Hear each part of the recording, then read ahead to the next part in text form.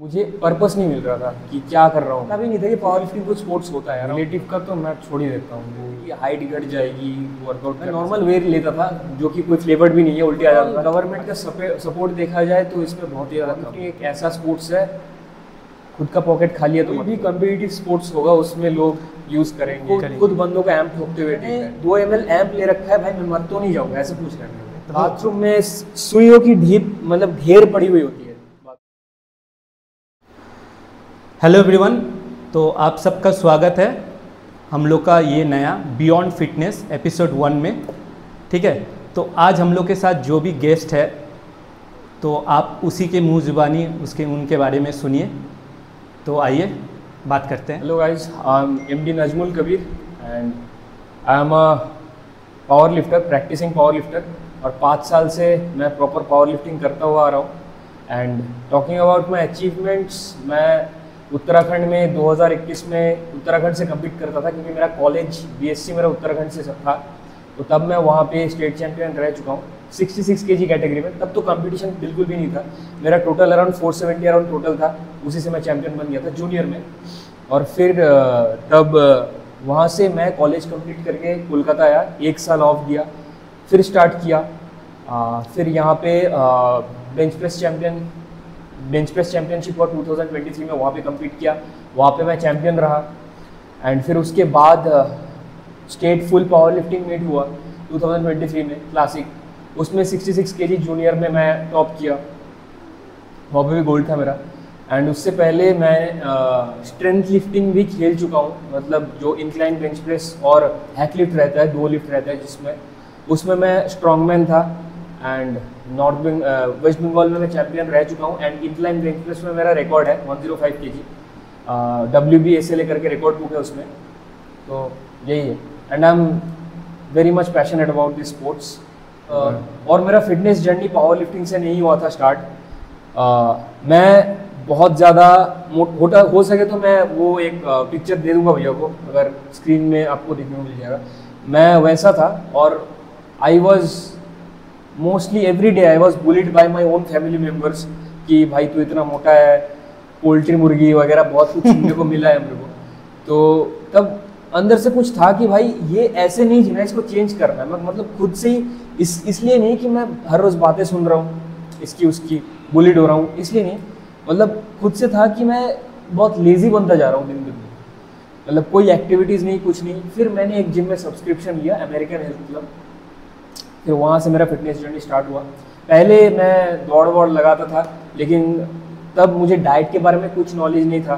तब ऐसा उल्टा सीधा डाइट लेता था, कैलोरी बहुत कम, कैलोरी इंडेक्स 500-600 कैलोरी करके खाता था ताकि मेरा वेट घट जाए। लेकिन वैसे काम नहीं चलता, वेट तब नहीं घटा है। उसके बारे में बाद में हम बात करेंगे, जैसे caloric intake, caloric input output कैसे काम करता है वेट लॉस के लिए। तो तब क्या हुआ था, बोन डेंसिटी कम हो गया था और मेरा ये वाला जो हाथ है यहाँ से टूट गया। दौड़ रहा था, गिर गया, यहाँ से हाथ, बस गिरने से हाथ टूट गया, यहाँ से अल्ना रेडियस दोनों बोन टूट गया। तब मैं 12th में था। फिर सर्जरी हुआ, 6 महीना रॉड था अंदर, फिर रॉड निकाला सर्जरी करके, और तुरंत सर्जरी, लास्ट सर्जरी के बाद मैं जिम में एडमिशन लिया।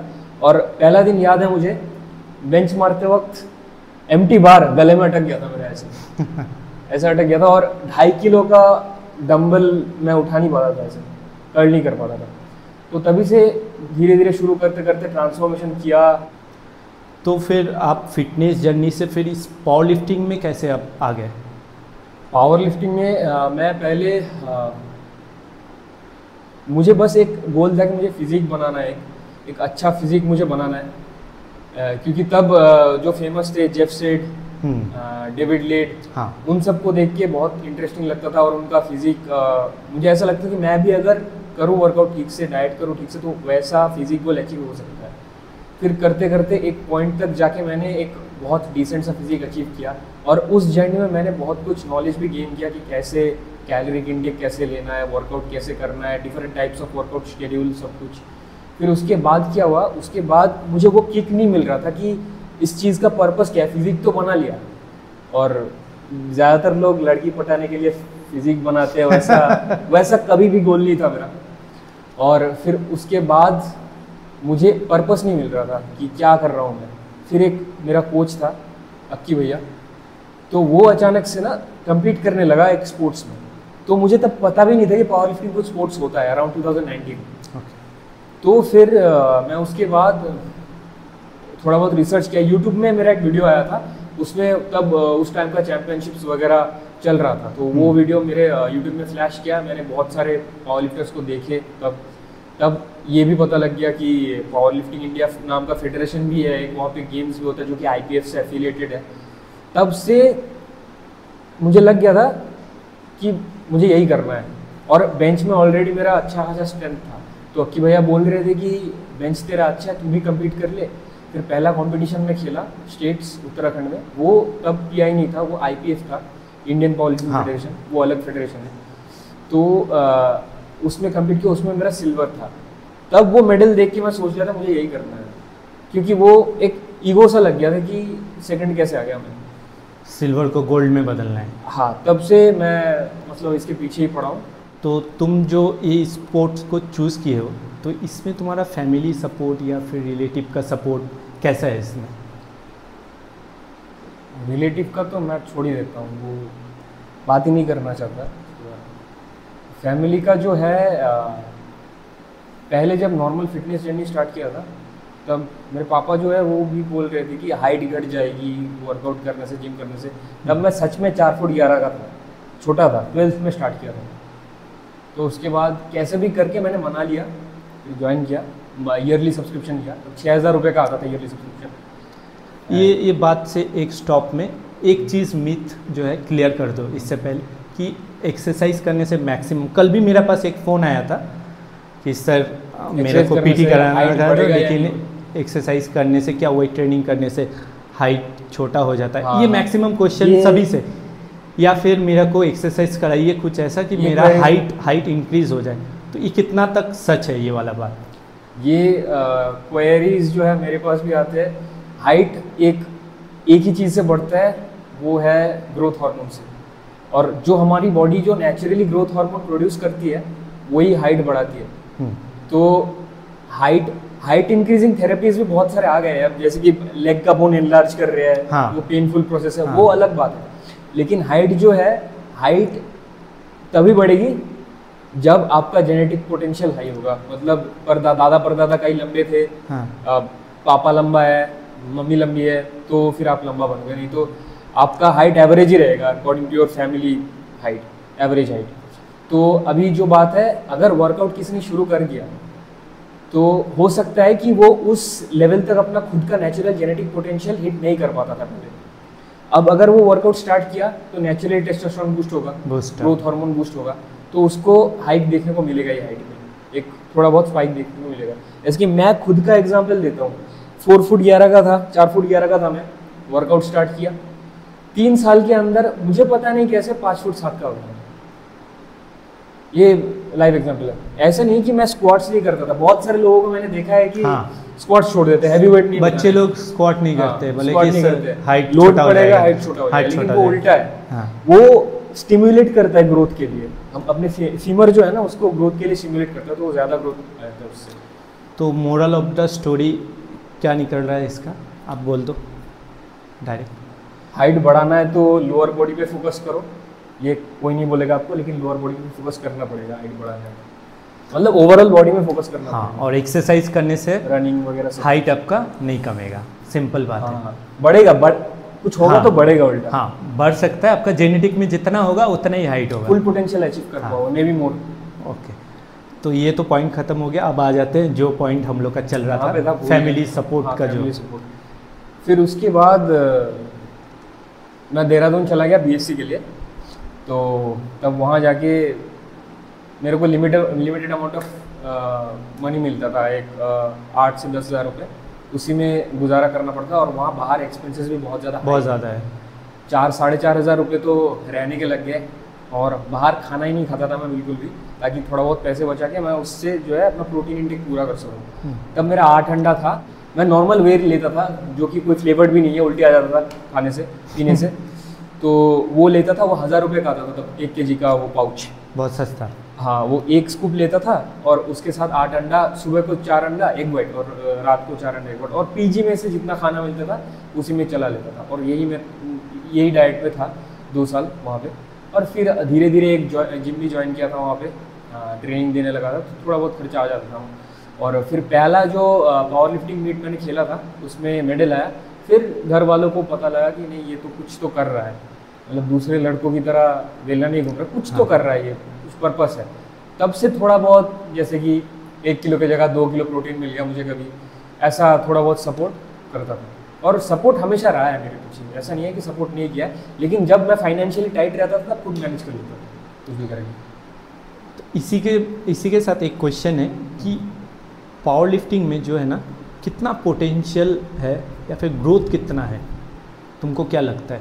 Growth in the sense India में पावर लिफ्टिंग इंडिया में लास्ट 2-3 साल में जो है पावर लिफ्टिंग, सिर्फ इंडिया में ही नहीं वर्ल्ड वाइड, जब से इंस्टाग्राम रील्स आया है तब से लेके ग्रोथ ऊपर ही गया है, बहुत स्पीड से ऊपर गया है। और इंडिया में बहुत सारे इन्फ्लुएंसर्स जब से पावर लिफ्टिंग करना स्टार्ट कर दिया, जैसे कि सिंगा हो गया, और बहुत सारे मतलब अनकाउंटेबल लिफ्टर्स है अभी, हाँ। जो कि पावर लिफ्टिंग में आ गए हैं, और बहुत रीच भी बहुत उनका अच्छा है। तो इसके वजह से बहुत लोग जान गए कि पावर लिफ्टिंग स्पोर्ट्स के बारे में एक स्पोर्ट्स है, और इसमें क्या क्या होता है। और किसी जगह पे ये स्पोर्ट्स गवर्नमेंट एडेड भी है, जॉब्स भी मिलते हैं गवर्नमेंट, लेकिन वो अभी भी बहुत नैरो है। लेकिन ओवरऑल गवर्नमेंट का सपोर्ट देखा जाए तो इसमें बहुत ही ज़्यादा कम है, उस हिसाब तक नहीं है। जैसे कि खेलो इंडिया हो गया, खेलो इंडिया में जितने सारे गेम्स हैं उनमें बहुत सपोर्ट मिलता है गवर्नमेंट से। हाँ। जॉब्स तो भरे पड़े हैं, एंड उसके बाद स्पॉन्सर्स है। लेकिन पावर लिफ्टिंग एक ऐसा स्पोर्ट्स है, खुद का पॉकेट खाली है तो मत करो, पहले पैसे में फोकस करो फिर पावर लिफ्टिंग। इसमें है कि बहुत जन जैसे अभी बिगिनर है, जो तुमको भी पता होगा कि घर से पैसा लेते हैं, जिद करते करके पावर लिफ्टिंग महंगा एक्सेसरीज, क्योंकि इसका एक्सेसरीज का बहुत महंगा है, एक नी स्लिप का, बेल्ट का, ये सब खरीदते हैं। फिर जब पैसा नहीं होता है बंद, गायब हो जाते हैं। तो इन लोगों को क्या बोलना चाहोगे? तो मैं इन लोगों को यही बात बोलना चाहूँगा कि देखो, एक अच्छा नी स्लीव्स अबव 7000 आता है, 7000 यहाँ पे हो गया। अच्छा बेल्ट 10,000, 1700 हो गया, कुल मिला के तुम्हारा 25,000 26,000 का किट आ जाएगा। लेकिन ये जो पूरा किट है ना, तुमको 5 से 10 kg का जंप देगा, और वो भी स्क्वाट्स में सिर्फ सोच लो, और उससे ज़्यादा जंप तो कहीं पर भी नहीं मिलेगा। जितना भी तगड़ा रिस्ट्रैप मान लो, वो रिस्ट्रैप 5000 का भी आता है, 300 का भी आता है। तो वो पैसा वहाँ खर्च ना करके थोड़ा थोड़ा करके अपने डाइट में खर्च करना चाहिए, और एक अच्छा जिम में खर्च करना चाहिए। और इक्विपमेंट्स पहले जो घर से पैसे ले रहे हैं लोग बंदे, उसको चीप कैटेगरी इक्विपमेंट्स में भी अगर वो इन्वेस्ट करें तो भी चलेगा, कोई दिक्कत नहीं। मेन है वो फॉर्म, वो टेक्निक जो, और इसके साथ शायद अर्निंग पे भी वो अगर ध्यान अर्निंग पे भी, हाँ, ये एक लॉन्ग टर्म अगर स्पोर्ट्स को कैरी करना है तो फर्स्ट प्रायोरिटी अगर ये स्पोर्ट्स रहेगा तो कभी नहीं चल पाएगा कोई। पहले मोटिव मनी ड्रिवन होना चाहिए जो भी वो बंदा कर रहा है। सपोज कुछ दिन पहले मेरा एक दोस्त से बात हो रहा था, वो अभी होटल मैनेजमेंट पढ़ रहा है, तो वो मेरे को आके बोल रहा है कि मैं फ्यूचर में बॉडी बिल्डिंग में कम्पीट करूँगा, तो मैं इसी में घुस जाता हूँ। तो मैंने उसको बोला, अगर बॉडी बिल्डिंग सही से करना चाहता है तो अभी जो होटल मैनेजमेंट कर रहा है, अपने होटल मैनेजमेंट में ध्यान दे और इंटर्नशिप्स में ज़्यादा ध्यान दे, ताकि वो बाद में जाके पैसा कमा पाए और उसको लगा पाए बॉडी बिल्डिंग। हाँ, ये बात है, क्योंकि जो भी सेविंग किया है पूरा ही सब चला जाएगा, खाली हो जाएगा। लास्ट में कुछ नहीं बचेगा। और एक चीज़ जो है कि जो नए एथलीट्स हैं ना, नए एथलीट्स बिगिनर जो लोग आ रहे हैं, तुमने एक बोला ना ग्रोथ का, उसके साथ पोटेंशियल भी एक आता है। तो नए एथलीट्स के लिए क्या पोटेंशियल है, बिगिनर्स के लिए जो अभी ज्वाइन करना चाहते हैं, पावर लिफ्टिंग करना चाहते हैं? ये यहाँ पे एक मैं बात बोलूँगा कि जब हमने स्टार्ट किया था ना, तब when it comes to knowledge related to powerlifting कुछ नहीं था। तब जाते थे 10-10 सेट मारते थे बेंच, जैसे तैसे करके बढ़ा लेना है, ना कोई फॉर्म ना कोई कुछ। अब जो है, अब यूट्यूब खोलो ना, एक बेंच टेक्निक सर्च करो, 10 तरीके का फॉर्म टेक्निक्स दिखा देगा तुमको। तुम यूट्यूब खोलने से वो निकल जाएगा, वर्ल्ड चैंपियन कैसे बेंच मार रहा है वो दिखने को मिल जाएगा तुमको। तो ये बहुत ही एक प्लस पॉइंट है न्यू बिगिनर्स के लिए कि स्टार्ट से वो सही तरीके से स्टार्ट कर पाएंगे, मतलब पूरा एकदम 100% सब कुछ सही करके। अगर अब तो ऐसा बन गया कि अगर कोई कोच भी नहीं लेना चाहे तो भी उसका जो है फॉर्म वगैरह, प्रोग्रामिंग वगैरह, फ्री शीट्स निकल रहा है, फ्री शीट्स, हाँ, सब कुछ कर लेगा वो खुद ही। अब हमारे टाइम पे वो प्रोग्रामिंग क्या हमको पता ही नहीं था क्या है, मतलब 5-6 साल पहले। और उसी वजह से कंपटीशन जो है वो दिन ब दिन हाई होता जा रहा है, बहुत ज़्यादा हाई होता जा रहा है। और एक चीज़ जो है इसी बिगिनर का रिलेटेड आता है कि जो तुमने बोला ना यूट्यूब में देख के वीडियोस वगैरह देख के सीख सकते हैं वगैरह, तो यहाँ पे यूट्यूब में फिर बहुत सारे वीडियोस आते हैं कि जैसे अभी तुमने बोला लास्ट जो इन्फ्लुएंसर लोग हैं पीआर वाले वीडियोस अपलोड करते हैं ना उन लोग, तो ये बिगिनर्स लोग ये वीडियोस देख के क्या करते हैं, आके जिम में अपना डेली पीआर हिट करने का ट्राई करते, जिसके वजह से जो है हाँ, जिसके वजह से जो है बैकग्राउंड, क्योंकि मैं भी डेली देखता हूँ, सिंपल थिंग है, ठीक है, कभी नहीं होता है 10 दिन में 10 दिन नहीं हुआ, लेकिन एक दिन भी हो जाएगा तो हाँ, एक दिन भी हो गया तो उन लोगों के लिए बहुत ही है। तो इसी चीज़ में है कि बहुत सारे इंजरी वगैरह होते रहता है बहुत जन बिगिनर का, तो उन लोगों के लिए क्या बोलना चाहते हो, न्यू बिगिनर के लिए? लोग यही बोलना चाहते हो कि ईगो पॉकेट में रखे, क्योंकि ईगो और power lifting doesn't go together, एक साथ नहीं चल सकते। मतलब आप कितना उठा लोगे, आप मान लो आप 180 उठा लोगे, लेकिन वो अगर किसी अच्छे बेसिक लेवल की कंपटीशन में भी जाओगे ना, तो आपका जो नेचुरल स्ट्रेंथ है वो आप देखोगे आपसे 2 क्लास नीचे जो वेट मार रहा है ना, 2 वेट क्लास नीचे जो बंदे हैं ना, वो उससे रेपिटेशंस लगा रहे हैं, कोई फायदा नहीं है। पहले फॉर्म, फिर एक अच्छा खासा प्रोग्रामिंग, फिर बाद में जाके डाइट वगैरह, फिर एक गोल लेके चलो अगर यही करना है तो। और पीआर मार के कोई शेर नहीं बनता, कोई चीता नहीं बनता। बहुत जन तो पावर लिफ्टिंग करते भी नहीं है, बस वो वीडियो देख के आया तो आके वो डेडलिफ्ट, आज डेडलिफ्ट मारना है, देख के आया। उससे ऐसा भी हो सकता है एक रेप की वजह से तुम्हारा लाइफ स्पॉइल हो सकता है। हाँ, बहुत सारा एग्जांपल। कभी भी बैक इंजरी आ गया, लोअर बैक में डिस्क परमानेंट इंबल्ज हो गया तो क्या करोगे? पूरा ही में हाँ, बस कुछ फिटनेस के लिए इतना पैसा चला जाएगा और वो पेन वाला बोझ वो तो पेन रह ही जाएगा पूरा सारा जीवन लेके। जैसे कि मैं तो खुद ही मोबिलिटी, स्ट्रेचिंग, फिर वार्म अप सब कुछ सही से करता हूँ, थेरेपी भी करता हूँ, फिर भी ऐसे ऐसे इंजरीज है उसकी वजह से मुझे रीसेट देना पड़ता है, हर किसी को देना पड़ता है। तो ये इंजरी प्रोन गेम है वैसे भी। तो अभी जो भी है, मतलब न्यू बिगिनर्स भी आ रहे हैं या फिर इंजरीज बहुत होता है, कोई भी स्पोर्ट्स में तो होता ही है, ठीक है, तो इससे बचने के लिए प्रिवेंशन में क्या क्या कर सकते हैं ऐड? पहले मैं बोलूँगा don't rush into the process, don't directly rush to the workout. पहले अच्छे से मोबिलिटी वगैरह सीखो। मोबिलिटी वर्कआउट से पहले ओवर स्ट्रेच नहीं करना है, ओवर स्ट्रेच करने की वजह से भी इंजरीज होती है। और फिर हाइड्रेशन बहुत इंपॉर्टेंट है, क्योंकि मसल जब डिहाइड्रेट होगा तभी मसल स्प्रेन होने का चांसेस बढ़ जाता है। हाइड्रेशन बहुत ज़रूरी है।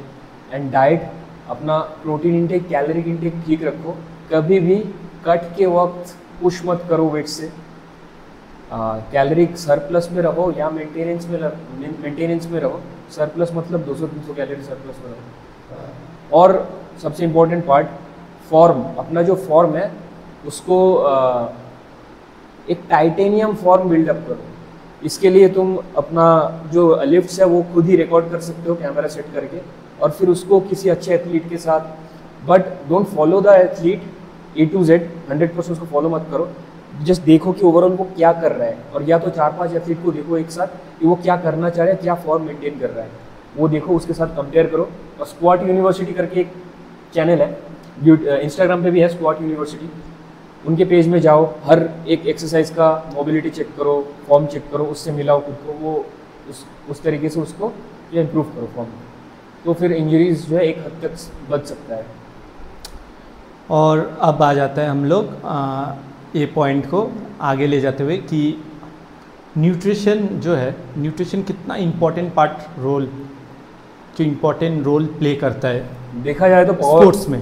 देखा जाए तो पावर लिफ्टिंग ही, हाँ यही बोलना चाह रहा था, पावर लिफ्टिंग ही, हर स्पोर्ट्स में न्यूट्रिशन ही सबसे इम्पोर्टेंट रोल प्ले करता है, क्योंकि हम बॉडी को तोड़ रहे हैं हर रोज़, और बॉडी को रिकवर नहीं होने का अगर कुछ फ्यूल नहीं देंगे तो बॉडी रिकवर नहीं होगा। अगले दिन तोड़ेंगे तो बॉडी और टूटेगा।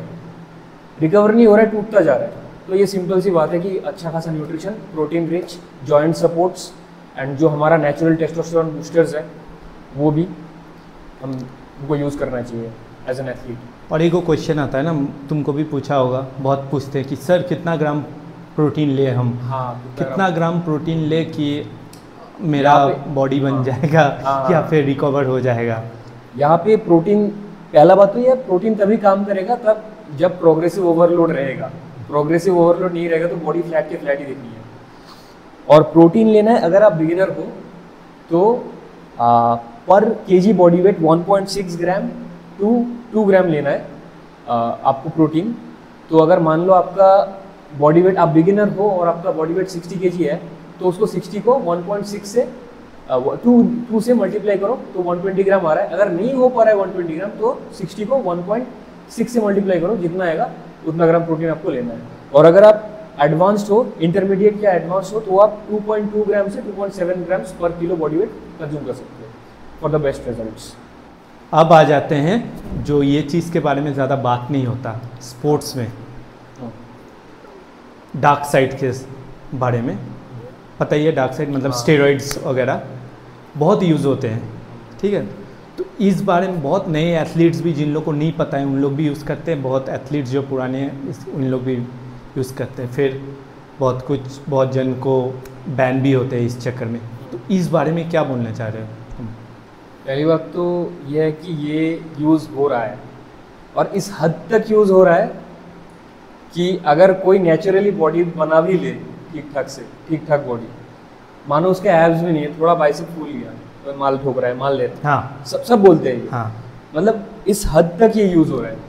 और ये सबसे बड़ी प्रॉब्लम तो ये है किसी भी लोकल स्टोर में मिल जाएगा। आज अगर मैं जाऊँ ना किसी, मैं लोकल एड्रेस जानता हूँ कहाँ पे मिलता है, इसका मतलब ये नहीं है मैं खुद लेता हूँ, खुद जाके पता क्या लोकल एड्रेस पता है मुझे यहाँ पे कहाँ पे मिलता है, इलीगली मिलता है। और यहाँ ये कोई भी पुलिस या लीगल एक्शन कोई कुछ नहीं लिया जाता। अगर लिया जाता तो आई गेस ये स्पोर्ट्स बहुत पहले इम्प्रूव कर जाता है इंडिया में, बॉडी बिल्डिंग हो या पावर लिफ्टिंग। और अभी जो टेस्टिंग की बात करते हैं, नहीं बॉडी बिल्डिंग का तो अलग है, वो स्पोर्ट्स उन लोग इनहेंस करके ही करते हैं। बॉडी बिल्डिंग का तो अलग है, हाँ, वो तो पहले से इनहेंस स्पोर्ट्स ही है, लेकिन नेचुरल जो हम लोग का स्पोर्ट्स है, जो ओलंपिक स्पोर्ट्स भी है या फिर ये भी है पावर लिफ्टिंग भी है, इसमें तो कोई भी कम्पिटिटिव स्पोर्ट्स होगा उसमें लोग यूज़ करेंगे क्योंकि उसमें एक बूस्ट उनको मिलेगा। और अभी टेस्टिंग की बात करते हैं, जो टेस्टिंग वगैरह हो रहा है, पावर लिफ्टिंग की बात कर लेते हैं। लास्ट टाइम को तो आपको ही पता होगा कि क्या हुआ है नेशनल में। तो टेस्टिंग वगैरह जो है नाडा ठीक से नहीं कर रही है, ये सबको पता है कि टेस्टिंग नहीं कर रही है ठीक से। और मैंने खुद पावर लिफ्टिंग कंपटीशन, सब कंपटीशन में तो टेस्टिंग होता भी नहीं है, मैंने खुद बंदों को एम्प ठोकते हुए देखा है। एम्प ठोके भाग रहे हैं, फिर कंपटीशन के वक्त भाग रहे हैं फील्ड में घोड़ों की तरह, पागल घोड़ों की तरह। फिर हॉस्पिटल जा रहे हैं, फिर पूछ रहे हैं भाई मैंने 2 ml एम्प ठोक रखा है, मैं मर तो नहीं जाऊँ। हार्ट रेट इतना बढ़ जाता है। मेरे को लिटरली पूछ रहा है कि भाई मैंने 2 ml एम्प ले रखा है, भाई मैं मर तो नहीं जाऊँगा, ऐसे पूछ रहा है मेरे को। तो मैंने ये सब कुछ इनकाउंटर कर रखा है। और लास्ट टाइम स्टेट्स खेला था, वहाँ पे मैं नाम नहीं लेना चाहूँगा, बाथरूम, हाँ मिलता है बाथरूम में, तो बाथरूम में सुइयों की ढीप मतलब ढेर पड़ी हुई होती है बाथरूम में, स्टेट्स वगैरह में, स्टेट्स नेशनल में भी शायद इस बार। हाँ, तो यही बात है। तो अगर कुछ नहीं मिलेगा, एक गोल्ड के लिए तुम अपना लाइफ को रिस्क में डाल रहे हो, आप खुद ही सोचो कि ये क्या वर्थ इट है, ये क्या कोई अकलमंद बंदा ये करना चाहेगा? कोई नहीं करना चाहेगा। और ये इसका लिमिटेशन इंडिया तक ही है, इंडिया तक ही है। जैसे इंडिया से निकलोगे फिर हाँ, तो एथलीट बैन हो जाता है। बैन क्यों नहीं होगा? वहाँ पे रैंडम टेस्टिंग होती है, तुमको चलते फिरते पकड़ के ले जाएगा और उससे नाम खराब होता है इंडिया का। हाँ, तो इस चीज़ पे भी आप लोग थोड़ा ध्यान दें। इसीलिए वेट लिफ्टिंग में भी इफेक्ट पड़ा है, ओलंपिक पेरिस में ऑफ कर दिया है, क्योंकि जितना कॉम्पिटिटिव स्पोर्ट्स है सब में कोई ना कोई, सब बोलते नहीं है लेकिन यूज सभी कर रहा है। ये भी न्यूज़ आया था कि एक रनर, इंडियन रनर, हाँ, वो भी यूज़ कर रहा था, तो वो भाग गया टेस्टिंग से पहले। तो यही चीज़ है। तो बिगिनर जो लोग हैं उन लोग को क्या बोलोगे तुम? बिगिनर जो है उन लोग को ये एक अगर सजेशन देना हुआ इसके बारे में, मैं एग्जाम्पल देके सजेशन तुम दे सकते हो। तो फिर मैं मेरे पास बहुत सारे एग्जाम्पल्स हैं नेचुरल एथलीट्स के। तो ये बात नहीं है कि पॉसिबल नहीं है नेचुरली। कौन लोग ये लेते हैं पता है?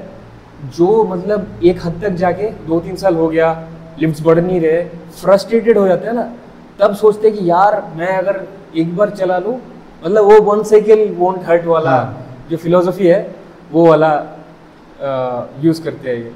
तो तब क्या करते हैं, तब एक बार एक साइकिल चला लिया, लिफ्ट अचानक से बढ़ गया, उसको तो बहुत अप्रिशिएशन मिलेगा, फिर भाई इसने तो इतना लिफ्ट बढ़ा लिया, गोल्ड मार दिया, नेशनल जीत लिया। फिर क्या होता है, फिर अगर वो नशा लग जाता है। हाँ, फिर अगर अगली बार अगर वो नहीं लिया तो वो खुद ही डिप्रेशन में चला जाएगा कि मेरे लिफ्ट्स कम हो रहे हैं। फिर उसको सेम चीज़ बॉडी बिल्डिंग में भी होता है। बॉडी बिल्डिंग में भी नहीं, नॉर्मल फिटनेस में जो बंदे जो बॉडी बना लेते हैं जल्दी कुछ दिनों में, उनका भी होता है।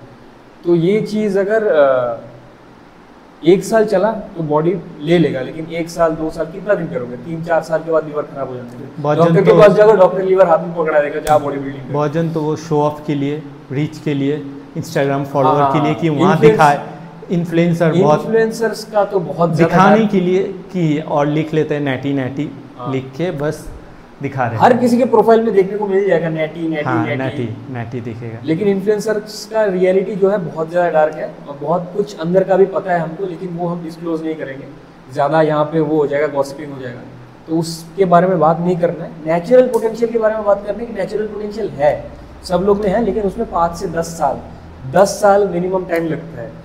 मसल जल्दी बिल्ड होगा, टेंडन्स जल्दी स्ट्रॉन्ग नहीं होगा। And power lifting is the game of the combination of muscles and tendons, तो दोनों को ठीक ठाक से स्ट्रॉन्ग करना पड़ेगा, उसमें बहुत ज़्यादा टाइम लग जाता है। आप लोग स्टेरॉइड लेंगे, का मसल ही हो रहा है, लेकिन आपका बोन तो स्ट्रॉन्ग नहीं हो रहा है, इसलिए जल्द किसी का दिखेगा यहाँ का हड्डी टूट रहा है, पैर का हड्डी टूट रहा है स्क्वाट करने में टाइम। तो ये सब चीज़ होगा आपका, अगर आप इनहेंस है, एथलीट है, तो ये सब नहीं। तो ये अगर आप नेचुरली आप अगर कंप्लीट करेंगे ना ये स्पोर्ट्स में, तो बहुत सेफ स्पोर्ट्स है। अगर आप अच्छे टेक्निक से करेंगे, इंजरी बहुत ही कम लिमिटेड अमाउंट में होता है इंजरी, नहीं तो नहीं होता है। आपको क्या लगता है स्पोर्ट्स से बोन डेंसिटी बढ़ता है? मेरे हिसाब से हाँ, थोड़ा तो इम्प्रूव होता है, क्योंकि हम लोग लोड ले रहे हैं, माइक्रो फ्रैक्चर्स आ जाते हैं, हाँ लोड ले रहे हैं, ये ले रहे हैं। लेकिन जिन लोग इनहेंस एथलीट है, मतलब ले रहे हैं, उन लोग का वो चीज़, क्योंकि उन लोग मसल तो वो ग्रोथ कर लेते हैं, बोन तो, लेकिन उन लोग का लिमिटेशन, अगर वो पहले उसका बोन स्ट्रक्चर 200 kg का है स्क्वाट, वो इनहेंस करके वो 250 kg तक लेके चला जाता है, लेकिन बोन का उसका कैपेसिटी तो 250 kg का नहीं हुआ, तो इसीलिए वो इंजरी हो जाता है, फ्रैक्चर ये वगैरह। तो जितना है नेचुरली मेरे हिसाब से पोटेंशियल ज़्यादा है, क्योंकि आप मैक्सिमम बाहर के एथलीट को भी देखोगे तो जैसे कुछ बोल दिया हम, टेलर एडवुड है, रसल ओर्नियो है, ये लोग, इन लोगों को अगर स्टोरी सुनोगे तो ये लोग बचपन से, मतलब 13 ईयर्स का जब था, 14-15 ईयर्स का, तब से इन लोग स्टार्ट किया है। आज इन लोग अगर 28 भी 30 ईयर्स भी है, तो जर्नी देखो इन लोग का। रसल हाँ, 14 to 15 ईयर्स का, उसको देख के कोई नेचुरल बोलेगा? उसको देख के रिकॉर्ड खुद ब्रेक करता है हर बार, उसको देख के कोई बोलेगा नेचुरल? अगर इंडिया में वो आ गया तो फिर इस टाइप का वो पोटेंशियल। हाँ, इंडिया में गियर्स चला के भी वैसा फिजिक अटेन नहीं कर पाएंगे। वही बात है कि आदमी को अभी ना लिमिटेशन हो गया है अपना ब्रेन का, कि नेचुरली ना इतना पॉसिबल कर ही नहीं सकते, नहीं ठोकने से नहीं कर सकते। लेकिन अगर हम लोग वो करें, पेशेंस अपने अंदर रखे, सब्र करें, तो वो लेवल तक हम लोग जा सकते हैं। टाइम लगेगा, लेकिन अगर हम लोग प्रोग्राम में थोड़ा ध्यान दें, अच्छे कोच हायर करें, न्यूट्रिशन पे ध्यान दें, सप्लीमेंट्स पे कुछ ध्यान दें, डेली चेकअप वगैरह वीकली या मंथली जो, तो हम लोग भी उस लेवल को अचीव कर सकते हैं। और इसी के साथ हम लोग जो लास्ट है कर बोल के इस एपिसोड को ख़त्म करेंगे कि तुम अगर लास्ट अपने तरफ से कुछ एडवाइस देना चाहते हो, जिन लोग भी देखेगा इस एपिसोड को, एथलीट हो या फिर नॉर्मल पीपल हो, जो भी देखेगा, कुछ भी तुम अपने रिगार्डिंग फिटनेस हो, जो भी कुछ तुम, या फिटनेस हो या न्यूट्रिशन हो, कुछ भी हेल्थ रिलेटेड, तो तुम बता सकते हो। तो बात यह है कि अभी सिचुएशन ऐसा है हमारा जनरेशन का कि सब लोगों को पता ही होगा, थोड़ा रिसर्च कर लेना, नहीं पता है तो, मेल टेस्टोस्टेरोन जो है वो लास्ट कुछ डिकेड्स में घटता जा रहा है, और इवन फीमेल्स का जो रिस्ट का स्ट्रेंथ है वो धीरे धीरे बढ़ता जा रहा है। तो ऐसा क्यों? कुछ तो है इसके पीछे, वो कॉन्स्पिरेसी थ्योरीज बोल लो उसको, कुछ भी बोल लो उसको, कुछ है, और government doesn't want, and that whatever background I'm talking about, that doesn't want us to be strong physically, mentally, whatever, and mental strength physical strength से बहुत ज़्यादा कनेक्टेड है। अगर फिजिकली स्ट्रॉन्ग रहोगे तो ऐसा मेंटेलिटी रहेगा, क्या हो जाएगा मुझको, बॉडी तो है, कर लूँगा कुछ, ऐसा मेंटेलिटी तुमको रहेगा। और हाई टेस्टोस्टेरोन वो अलग ही फील होता है, वो हर किसी को नहीं मिलेगा वो फील। तो ये वर्कआउट करने से ही आएगा फिजिकली। वर्कआउट मतलब सिर्फ जिम नहीं, बहुत सारे आउटडोर वर्कआउट ऑप्शंस भी है वर्कआउट्स के। रनिंग हो गया, कैलिस्थेनिक्स वगैरह, पुशअप कर लो, 500 सपाटे मार लो। Just I am telling that you need to be physically active. और बिगिनर्स के लिए ये कहना चाहूँगा, अगर फिजिक गोल है तो इस पर्पस को ध्यान में रख के करो कि मुझे मेंटली और फिजिकली स्ट्रांग बनना है, ना कि मुझे लोगों को इम्प्रेस करना है। दैट्स अ टेम्पोररी गोल, कुछ दिन जाएगा, लोगों को इम्प्रेस कर दोगे, फिर भूल जाओगे क्या, छोड़ दोगे। फिर अगर वो पर्पस आ गया ना लाइफ में एक बार, तो फिर तुम्हें कोई रोक नहीं पाएगा, तुम जिंदगी भर करते रहोगे वो चीज़। और अगर एथलीट बनना है तो पहले ये सोच लेना कि तुम ये क्यों कर रहे हो, तुम्हें अच्छा लगता है कि नहीं लगता। अगर अंदर से वो फीलिंग आता है ना, भाई this is what I want to do and this is what I love to do, फिर उस स्पोर्ट्स को अच्छे से स्टार्ट करो। और ये इंडिया है भाई, उस स्पोर्ट्स को स्टार्ट करने से पहले खुद फाइनेंशियली स्टेबल हो जाना, और एक प्लान भी रखना कि बाद में जाके वो खुद को उस स्पोर्ट्स में आगे ले जाने के लिए सपोर्ट कर पाओ, या फैमिली को भी एक साथ में सपोर्ट कर पाओ। और taking support from family for that sport, अगर फैमिली रिच है तो वेल एंड गुड, करो। अगर फैमिली का फाइनेंशियल कंडीशन उतना अच्छा नहीं है तो स्पोर्ट्स से पहले प्रायोरिटी फाइनेंशियल स्टेबिलिटी को रखो, फिर उसको यूज़ करो अपने स्पोर्ट्स में लाइक अ वाइज मैन। तो आप लोगों ने सुन लिया कबीर से कि बहुत सारे बात सुने, तो आप लोग को कुछ भी अच्छा लगे, हाँ कुछ नहीं, तो ये टॉपिक है ना हेल्थ के बारे में, लेंदी होते रहता है जितना हम लोग अभी बहुत सारा टॉपिक है कि छोड़ दिया हाँ, क्योंकि बहुत सारे टॉपिक होता है, जितना आप करेंगे तो आपको कुछ भी अच्छा होगा। तो आप अगर डेली लाइफ में आप फॉलो कर सकते हैं तो उसको फॉलो कीजिए, ठीक है। तो इसी के साथ ये एपिसोड जो है 1 हम लोग यहाँ पे एंड करते हैं। मिलते हैं हम लोग आप लोग के साथ सेकेंड एपिसोड में कोई नया एथलीट के साथ। तो bye bye, stay tuned. Thank you.